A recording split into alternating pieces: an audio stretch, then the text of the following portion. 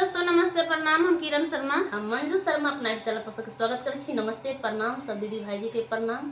और हम दोनों देवरानी जेठानी बहुत प्यारा से बेटी विवाह गीत गाबऽ जा रहल छी। बहुत दर्दनायक गीत छै, अहाँ सब जरूर सुनब। कमेंट करके जरूर बताएब गीत केहन लागल नहीं लागल। और अहाँ सब फुल वॉच करके जरूर सब गीत के सुनब, लास्ट तक गीत जरूर सुनब। जब तक नहीं लास्ट तक सुनबे तब तक पता नहीं चलत गीत केहन है नहीं है।